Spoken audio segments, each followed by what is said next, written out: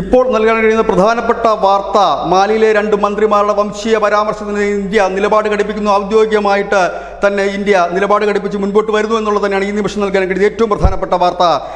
മാലിയുടെ high കമ്മീഷണറായ Ibrahim ഷേഖേബിനോട് എത്തി വിശദീകരണം നൽകാനായിട്ട് വിദേശകാര്യ മന്ത്രാലയം അറിയിച്ചിരിക്കുന്നു. വിളിച്ചു വരുത്തിയിരിക്കുന്നു മാലിയുടെ ഹൈ കമ്മീഷണറെ ഇന്ത്യൻ വിദേശകാര്യ മന്ത്രാലയം എന്ന് പറയുമ്പോൾ ഇന്ത്യ ഈ നിലപാടിൽ നിന്ന് മാറുന്നില്ല, ഇല്ലെങ്കിൽ ഇന്ത്യയുടെ നിലപാട് ഘടിപ്പിക്കുന്നു.